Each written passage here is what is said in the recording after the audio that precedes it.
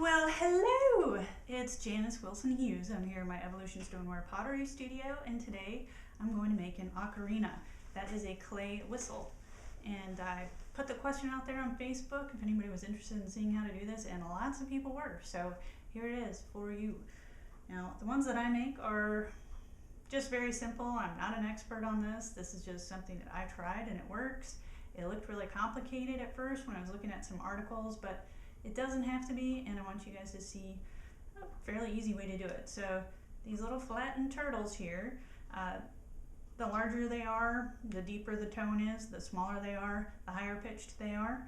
So this guy is probably about the largest size that I've made.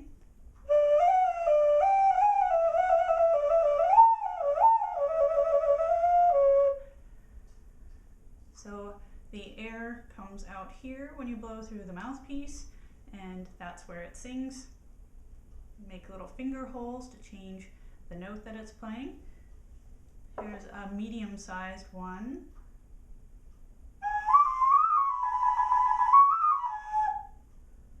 I really like this one.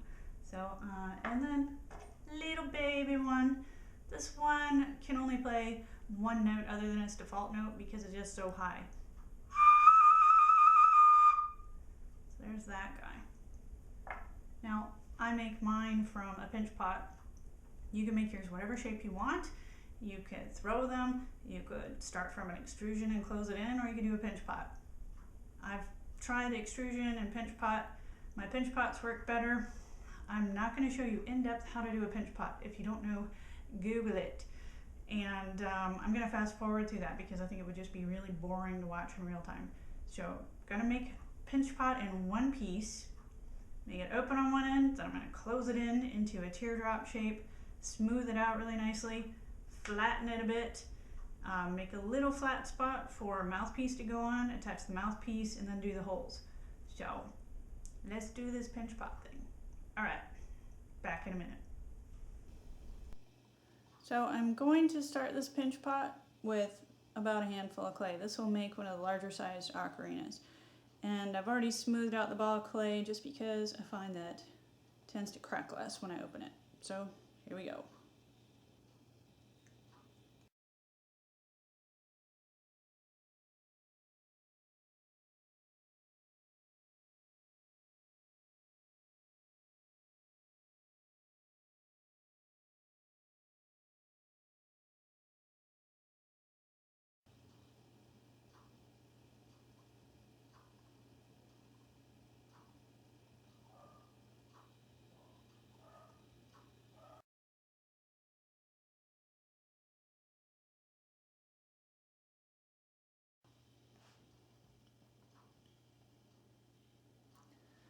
Okay, so I've smoothed this out pretty well, and I find that it does help to smooth it out before you flatten it, because if you have any little fissures on the surface of the clay, they might tend to break open or crack further when you shape this. So what we want to do is flatten one side so that we have a nice spot to put our air hole.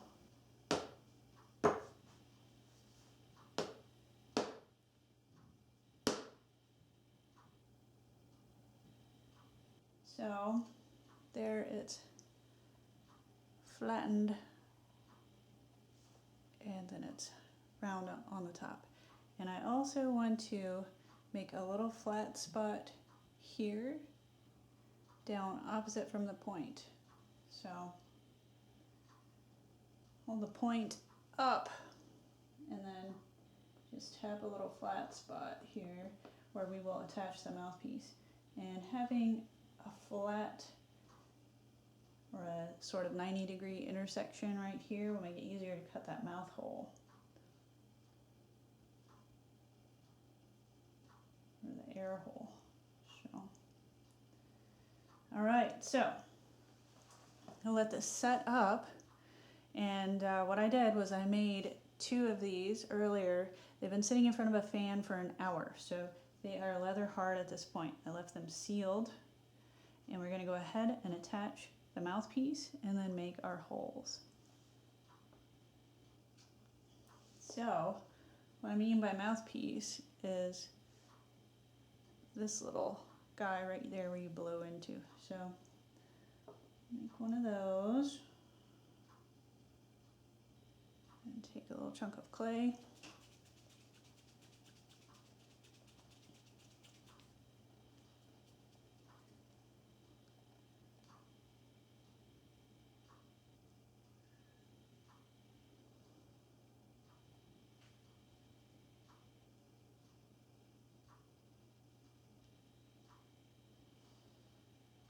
Take one of these that I already made that is firmed up.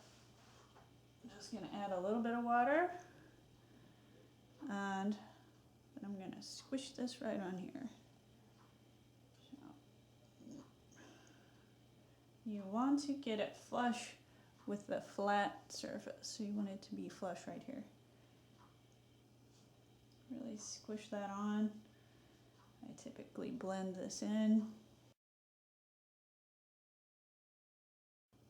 Okay, so you could refine this shape, but you do want to make sure that it's wide enough to stick a popsicle stick through the end and not rupture the sides.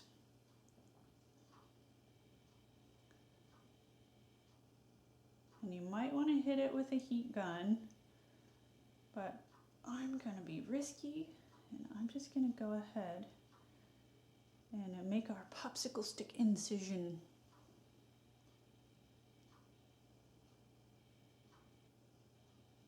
Okay. So I'm going to stick a popsicle stick through the end of here to make an opening. Just going to make that opening right there that goes all the way through and it comes out. You want this to come out exactly parallel when you stick this in. So you want it to go right under the surface, touching the roof there. So let's see if we can get this. So sticking that through the mouthpiece. I'm going to stick it, try to get it right through toward the point and right inside that pot. There. So it's all the way through now. I'm just going to pull it out because sometimes you get a little bit of clay stuck on the tip of this that when you pull it out after you make the hole can clog the piece, but there was none stuck on there this time.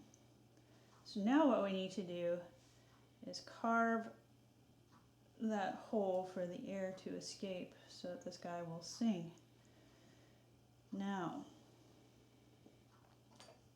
I am no expert, remember that. But what I have found through experience is that you want this hole to be as close to the end of the pot, the natural end of the pot, as possible. So you don't want to put the hole down here, you want to put it up here, and you want to make it just as wide as this popsicle stick, and the edge that's away from where you blow into, we're going to cut at a 45-degree angle, and that's where having an X-Acto knife or some sort of really sharp knife is going to help you. So first I'm going to make an incision. It's going to try to be just the width of the stick, just inside where I think the wall of the pot ends. And go straight across. Oops. So there's a little incision. Don't worry if it's not perfect. I recommend that you make 3 of these to begin with so that you can mess 1 or 2 up. I'm going to cut down a little bit.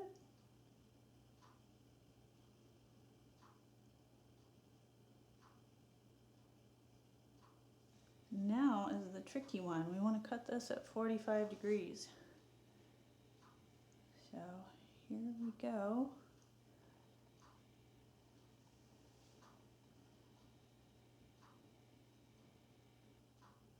Inserting the knife 45 degrees, just cutting over. Take this block out. Okay, now I can already tell my opening is going to be too small probably. I will need to adjust most likely. But we could take the stick out and give it a little blow and see. Yep, no sound. Put the stick back in. I'm going to make this hole come down a little bit farther. And part of this is going to depend on how thick the clay is.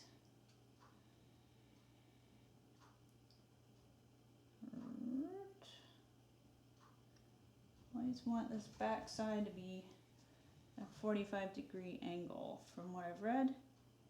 Basically, as you blow through there, this 45-degree angle here splits the flow of the air.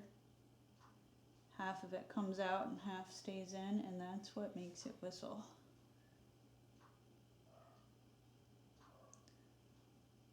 Okay.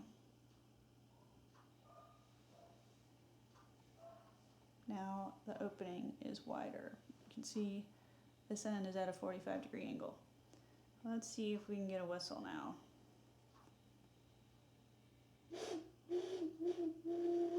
It's starting to get there. Now, I doubt that you can see it, but on the inside, where I poked the stick through, there's some clay along the bottom of the opening that I'm going to need to cut out. This happens often. That is one of the bigger things that can impact your whistle if it's not making any noise. Okay, I don't know if you can see the difference. It's deeper in there now.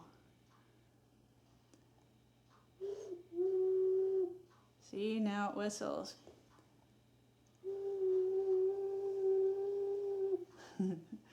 Okay. So from here, I'm going to leave that opening that size. And, you know, it's a little rough, but I don't want to mess with it too much right now because it does whistle, and that is the main thing. If you start playing with it, you might lose the whistle altogether. Now, if you're going to texture your ocarina, I suggest you go ahead and do it before you make holes. So, if you'll bear with me, I will do a little bit of texturing first. I'm just going to use this popsicle stick.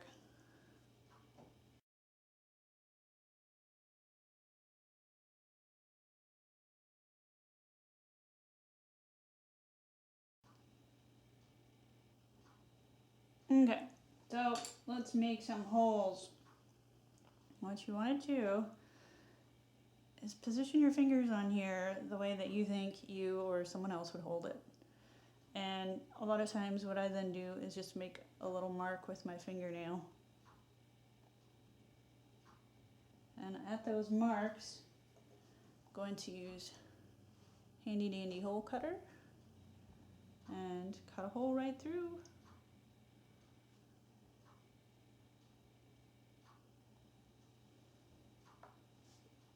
It's usually good to make sure it still whistles. Yes. Okay. Make another hole.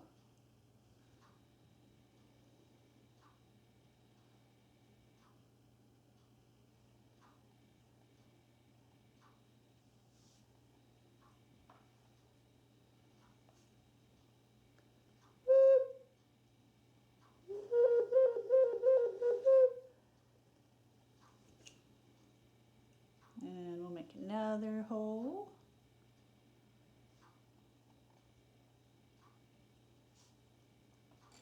Now, if you make these holes different sizes, it'll change how the notes step up. And if you want to know how to make one that is tuned, that you can play an actual song on, that plays an actual scale, then Google that, because I don't tune mine. I just make them so that they sing. But there are ways to do that. Okay. So I'm going to make some more holes on the other side. Again, just going to line my fingers up, make some fingernail marks.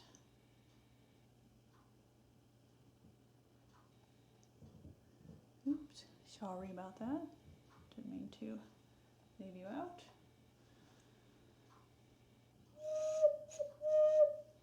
Nice.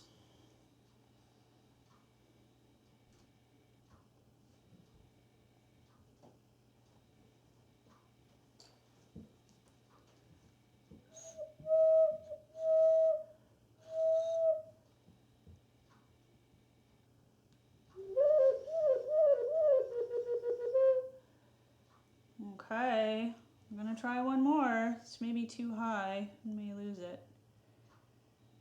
If it does, we can fill the hole back in.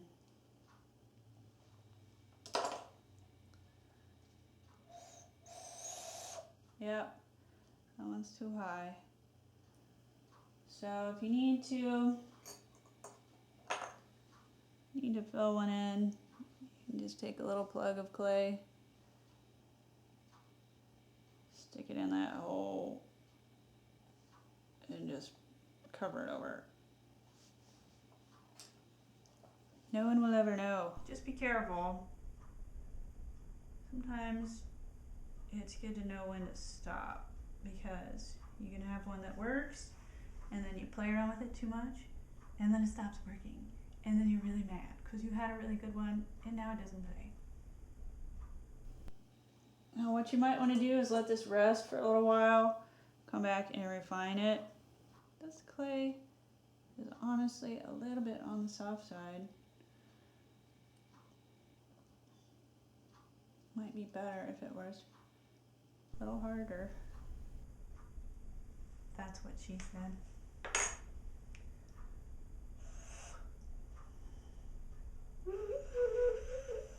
It is usually a good idea to come back here and clean up this opening a little bit. But, you know, my main thing is I just find it pretty exciting that they actually whistle and that I made that. And they're really fun. So I hope that you guys enjoy. There we go. Very nice.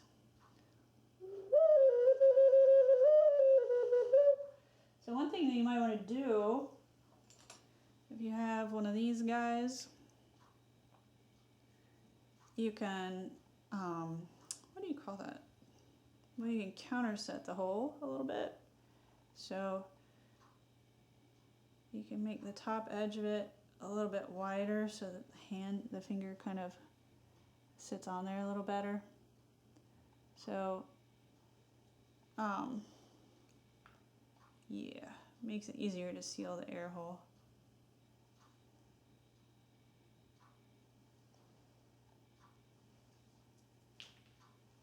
And you may want to put some sort of little loop that you could put a string to hang this guy by, so you can hang it around your neck.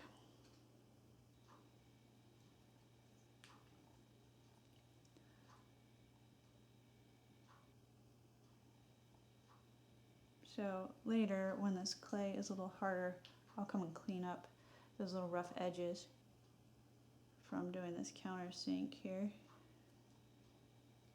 Right, but that's how you do that. So, one more time.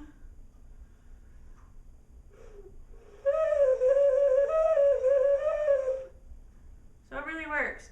Now, don't play with it too much while it's really wet because they're easy to wreck. Just let this sit for a while and come back and you can do a little bit of refining if it's too airy or whatnot. But that's how you do it. Ocarina.